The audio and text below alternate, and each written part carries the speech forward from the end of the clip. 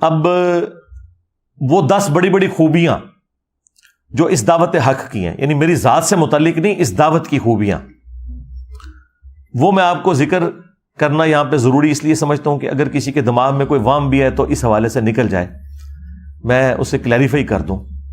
ویسے تو یہ جو 10 پوائنٹ ہیں، ایک ایک پوائنٹ کے اوپر 1 گھنٹہ چاہیے اگر میں تفصیلی بولوں، لیکن میں آپ کو اوور آل بتا دوں گا، آپ کو آئیڈیا ہو جائے گا کہ میں کیا کہنا چاہ رہا ہوں۔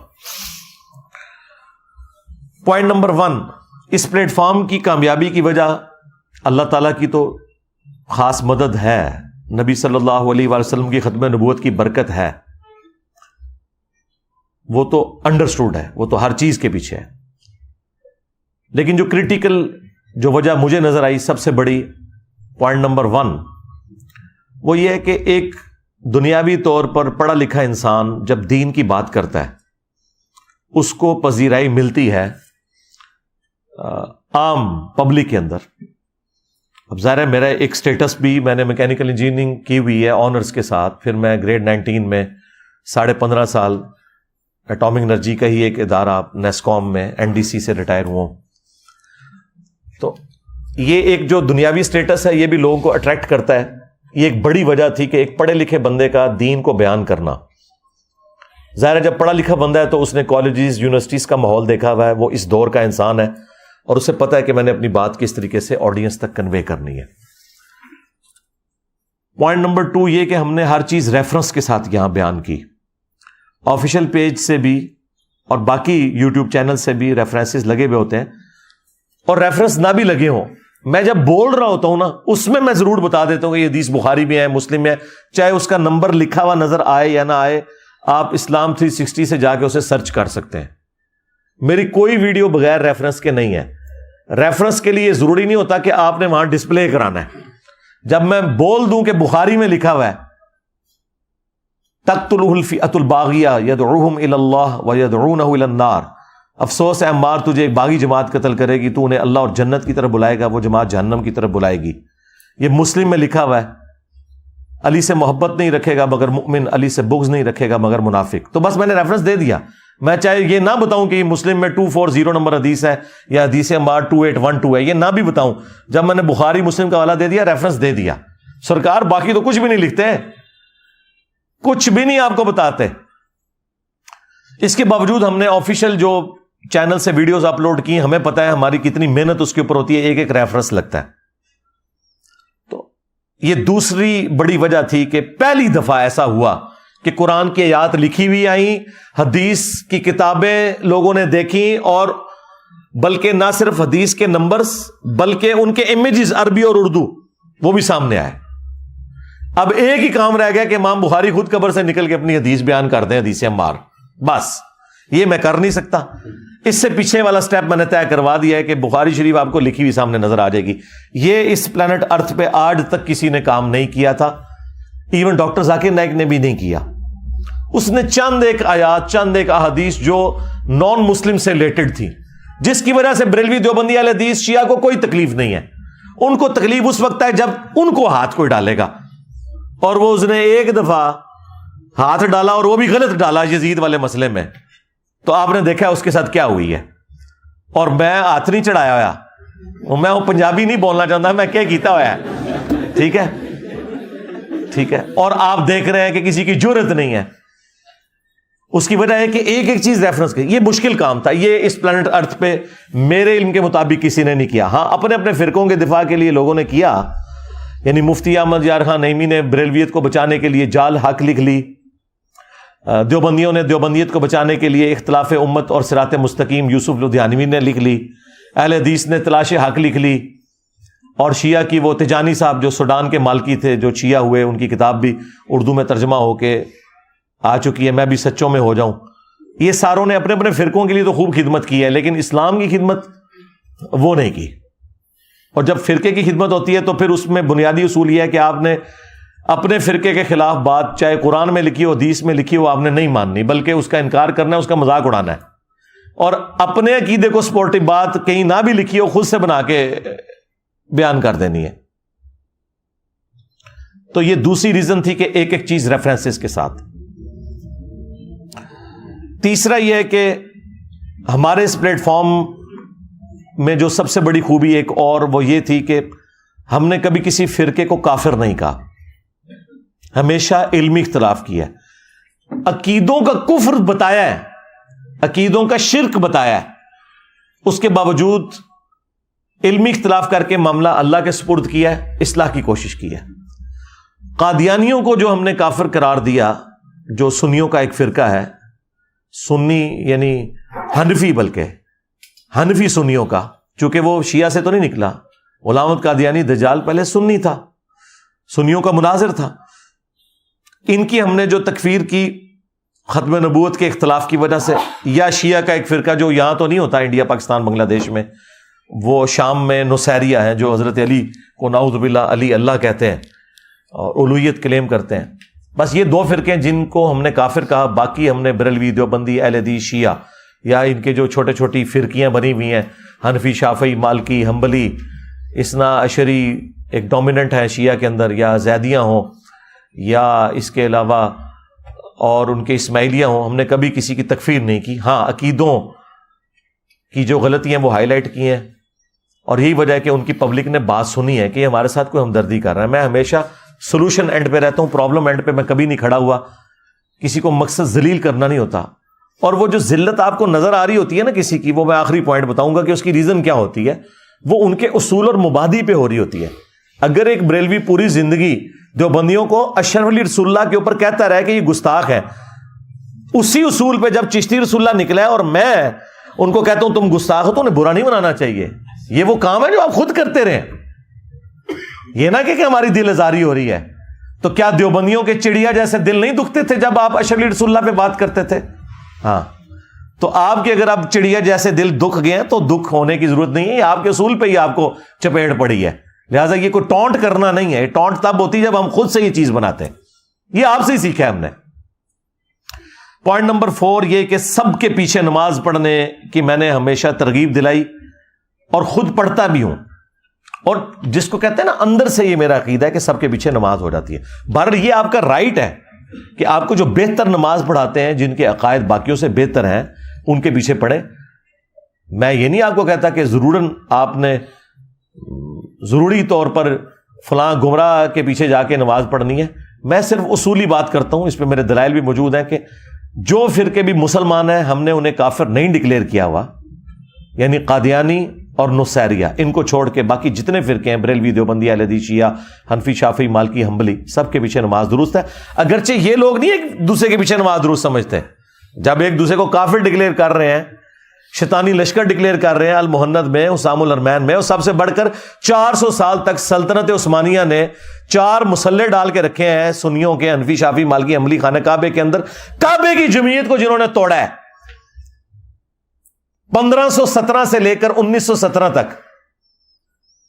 اگر یہ چاروں ایک دوسرے کو مسلمان سمجھتے تھے، سنیوں کے چاروں فرقے، تو 4 مسلح کیوں الگ تھے؟ چلو میں مان لیتا 4 مسلح بھی الگ ہوتے، یہ ہوتا کہ فجر کی نماز حنفیوں کے پیچھے سارے پڑھتے، اس وقت کوئی شافعی نہ نماز پڑھاتا، زور کی سارے شوافے کے پیچھے پڑھتے، اور عصر کی سارے جو ہے مالکیوں کے پیچھے پڑھتے، مغرب کی حنابلہ کے پیچھے، تو میں مان لیتا کہ تم چاروں اماموں کو حق پہ مانتے ہو۔ لیکن یہ چاروں پیرلل میں اپنی جماعتیں کرواتے تھے، تو پھر جھوٹ بول رہے ہیں نا کہ ایک دوسرے کے پیچھے ہم نماز پڑھنے کے قائل ہیں، یا ایک دوسرے کو مسلمان سمجھتے ہیں، گمراہ سمجھتے ہیں، بدعتی سمجھتے ہیں، اور فرقہ سمجھتے ہیں۔ فرقہ نہ سمجھ رہے ہوتے تو ایک دوسرے کے پیچھے نماز پڑھ لیتے۔ 5واں پوائنٹ، ہم نے کوئی چندہ بک نہیں بنائی۔ سب سے بڑا مسئلہ یہ ہے، میرے اس وقت بھی آفیشیل یوٹیوب چینل کی کمائی آلموسٹ 1 کروڑ کے قریب بن جائے اگر میں ویڈیو ایڈز کے اوپر اسے مونیٹائز کروں، اور اگر میں کانٹینٹ آئی ڈی لے لوں تو جتنے میرے نام کے اوپر چینل بنے ہوئے ہیں ان ساروں کی کمائی میرے اکاؤنٹ میں آنا شروع ہو جائے گی، یعنی وہ اپلوڈ سٹوڈنٹس کر رہے ہوں گے، کمائی مجھے مل رہی ہوگی۔ تو آپ ذرا اندازہ کریں، میں تو روزانہ کوئی 100-150 مولوی خرید سکتا ہوں روزانہ، پورے سال کی تنخواہیں ایڈوانس میں دے کے، کوئی مسئلہ ہے میرے لیے؟ لیکن ہم نے یہ کام نہیں کیا، اور اس لیے نہیں کیا کہ ہم قرآن و سنت کی تعلیمات میں اسے حرام سمجھتے ہیں۔ حالانکہ یہ میں کسی سے چندہ نہ مانگ رہا ہوتا، اگر میرے چینل کی کمائی ہے میں لے رہا ہوں تو میں کسی سے تو چندہ نہیں مانگ رہا، یہ تو سائڈ بینیفٹ ہے. میرا چندہ تب ہوتا نا جس طرح اس وقت بڑے انٹرنیشنل سپیکرز ہیں, ان کی ویڈیوز اگر آپ نے لینی ہو تو ویڈیوز خریدنی پڑتی ہیں آپ کو. ویب سائٹ سے بھی ڈاؤن لوڈ کرنی ہو نا تو وہ ڈالرز دینے پڑتے ہیں آپ کو سال کے. میں نام نہیں لیتا, پھر وہ لوگ برا مان جائیں گے. ہم نے دنیا کی جتنی حدیث کی کتابیں اس وقت تک اردو میں ٹرانسلیٹ ہو چکی تھی, آلموسٹ ساری بڑی بڑی, وہ فری رکھ دی ہوئی ہیں ان کے PDF اپنی ویب سائٹ کے اوپر. میرے سارے کی ساری ویڈیوز فریلی اویلیبل ہیں, ڈاؤن لوڈ کر سکتے ہیں. لہذا میں اس سے تو نہیں, یہ تو سائڈ بینیفٹ تھا کہ میں ویڈیو ایڈز چلا کے تو کمائی کر لیتا. ویڈیو ایڈز نہیں چلائے, صرف امیجز تک اس کو رکھا, کمپرومائز کیا. اس وجہ سے کہ اللہ کو کیا جواب دیں گے کہ ہم دین کے نام کے اوپر جو ہے وہ غیر شرعی افعال کر رہے ہیں. تو یہ ایک بہت بڑی خوبی تھی. چندہ بک بھی نہیں بنائی, اور جو اپنی خود محنت کی کمائی تھی وہ بھی نہیں لی, صرف اس وجہ سے کہ شریعت کی حد نہ ٹوٹے. اب مجھے بتائیں, یہی چند چیزیں ہوتی ہیں جس سے آپ لوگوں کو جج کرتے ہیں کہ وہ اس سسٹم سے کیا بینیفٹ حاصل کر رہا ہے. تو ہم اس سسٹم کے بینیفیشری ہے ہی نہیں ہے. اس لیے میں کہتا ہوں کہ میرے ساتھ اگر کسی کو آپ نے کمپیئر کرنا ہے نا کہ جی فلاں بھی بندہ دین کا کام کر رہا ہے, تو وہ میرے والی خوبیاں بتانی ہیں آپ نے. پہلی جو یہ خوبی ہے نا چندے والی, اس میں سارے فیل ہو جائیں گے. کوئی ایک بندہ نہیں آپ بتا سکتے جو چندہ نہ لیتا ہو. اور میں ان کے چندوں کو غلط نہیں کہہ رہا, یہ ذہن میں رکھیے گا. اگر وہ اپنی بیسک نیڈز تک اپنے معاملات کو کرتے ہیں تو ان کا حق ہے. مثلا طارق جمیل صاحب ہزاروں سٹوڈنٹس کو ان کی رہائش سپورٹ کر رہے ہیں, انہیں تعلیم دیتے ہیں. ان کا سال کا بجٹ 155 ملین ہے. سال کا بجٹ 10 لاکھ کا 1 ملین ہوتا ہے. 155 ملین ایک سال کا ان کا بجٹ ہے. یہ میں 2 سال پرانی بات کر رہا ہوں, اب نہیں مجھے پتا کیا ہے. ڈاکٹر ذاکر نائک کروڑوں میں چندے لیتے ہیں, انہوں نے اپنا بیت المال بھی قائم کر لیا. اور بھی آپ نعمان علی خان تو چھوڑ ہی دیں, کیا حالت ہے, اربوں میں ہے بات. کوئی ایک بندہ بھی نہیں ہے. ڈاکٹر اسرار صاحب, ان کی جماعت چندے لیتی ہے. کوئی نہیں, آپ کوئی ایک نہیں. الیاس قادری صاحب, ان کا تو آج سے 10 سال پہلے اربوں میں چندہ تھا ان کا. چندہ بکس رکھی ہوئی ہیں, چندے باکسز رکھے ہوئے ہیں. ہم نے کوئی ایسی بات نہیں کی ہوئی. کیوں؟ اس لیے کہ ہم نہیں چاہتے کہ کوئی شخص ہمیں کل کو یہ تانا دے کہ یہ پیسے کمانے کے لیے اس نے سب کچھ کیا ہے. اب بھی اگر آپ کو یقین نہ ہے کہ ہم اپنی دعوت کے ساتھ مخلص ہیں تو اپنی عقل کا علاج کروائیں. ہاں, اس کے بعد پھر یہ لوگ یہ کہتے ہیں کہ جی اس سے یہود و نصارہ سے, ایجنسی سے فنڈنگ ہوتی ہے. یہود و نصارہ آپ کو یہ کہیں گے کہ قرآن, بخاری اور مسلم پڑھو تو تم ہدایت پا جاؤ گے. ہاں, اور یہود و نصارہ کے ایجنٹ وہ ہیں جو کہتے ہیں قرآن ڈائریکٹ نہ پڑھنا, گمراہ ہو جاؤ گے. ہاں, مجھے بتاؤ, اگر آج کوئی یہودی آ کے آپ کو کہنا قرآن نہیں پڑھنا مسلمانوں, یہ کتاب پڑھ کے انسان گمراہ بھی ہو سکتا ہے, تو ہم پورے ملک کے اندر ریلیاں نکالیں گے اس کے خلاف. اور آپ کا ہر مولوی ممبر پہ آ کے کیا کہہ رہا ہے, قرآن ڈائریکٹ نہیں پڑھنا, گمراہ ہو جاؤ گے, ڈائریکٹ بخاری نہیں پڑھنی, گمراہ ہو جاؤ گے. اور آپ کہتے ہیں سبحان اللہ, مفتی صاحب نے فرما دیا. یہ ہے یہود و نصارہ کے ایجنٹ.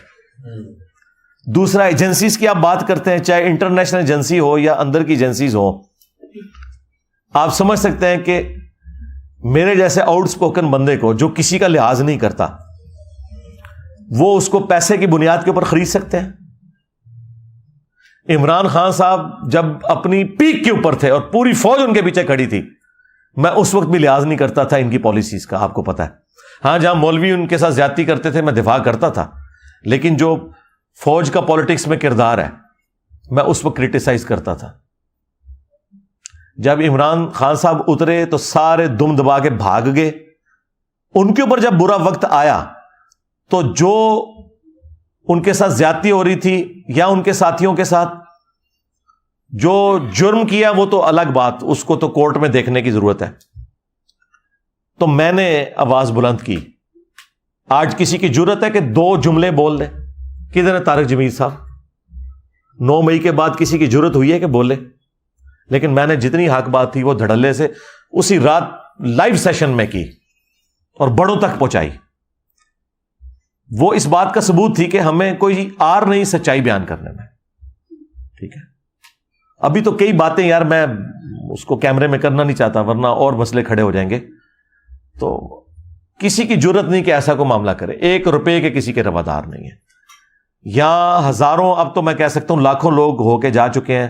سب کو ریسرچ پیپرز فری دیے ہیں، سب کو دودھ پتی پلائی ہے فری. جو صبح جلدی آتے ہیں انہیں ناشتہ بھی کرواتے ہیں، سموسے بھی، سب کچھ اپنی جیب سے کرتے ہیں. یہ وہ واحد خانقاہ ہے توحید کی جہاں پر چندے لیے نہیں جاتے بلکہ اپنی جیب سے کھلایا جاتا ہے. ہاں، آپ یہ جو صوفیاء کی خانقاہوں کی بھی بات کر رہے ہیں نا کہ وہاں فری کھانا کھلایا جاتا ہے، نا نا نا نا جناب. جو بندہ آپ سے 1 لاکھ روپے لے کے آپ کو 1 روپے آپ کے اوپر لگا لے اور آپ یہ کہہ رہے ہیں وہ فری کھلا رہا ہے. آج داتا دربار کے چندے بند کر دیں، آج پاک پتن کے آپ چندے بند کر دیں. یہاں کوئی صفائی کرنے والا بھی آپ کو مل گیا تو مجھے پکڑ لیجئے گا. یہ دربار چل رہے ہیں چندوں کے اوپر، اور جدھر 150 بندہ صرف نوٹ گننے کے لیے بیٹھا ہوتا ہے شام کے وقت، اگر وہاں پہ 2-4 دیگیں جو لوگوں نے فری چڑھائی ہوئی ہیں وہ آپ کو کھانا کھلا دیتے ہیں تو آپ کیا کہہ رہے ہیں یہ بابا جی کر رہے ہیں؟ بابا جی تو خود آپ کے چندوں کے اوپر چل رہے ہیں. ہاں، باباؤں کے بابا آ گئے آپ. ہاں، تو یہ سارا فراڈ ہے. یہ آپ لوگوں نے کبھی غور ہی نہیں کیا تھا کہ آپ سے لے کر یہ سلطانہ ڈاکو والا کام کر رہے تھے. ہاں، امیروں سے لے کے غریبوں پہ لگا دیا. یہ غریبوں سے لے کے تھوڑا سا غریبوں پہ لگاتے ہیں اور کہتے ہیں جی وہ بابا جی کھلا رہے ہیں. کوئی بابا نہیں کھلا رہا بھائی، کسی نے کوئی محنت نہیں کی ہے. پرانے بھی اسی طرح ہی کرتے تھے، حکمرانوں کے تحائف لیتے تھے، ان کے بینیفیشری ہوتے تھے. آپ کو یہ سارے مغل بادشاہ بھی دیکھیں سارے مزاروں پہ بیٹھے ہوئے نظر آئیں گے. تو یہ سارے اس سسٹم سے کھاتے پیتے تھے. تو یہ بات بھی الحمدللہ ہمارے ہاں آپ کو کوئی چندہ بک نہیں، کوئی مدرسہ نہیں، کوئی فرقہ نہیں، سب کے پیچھے نمازیں پڑھنی. تو اب تو کوئی آپ کہہ ہی نہیں سکتے کوئی اس سسٹم سے ہم نے کوئی بینیفٹ حاصل کیا ہے.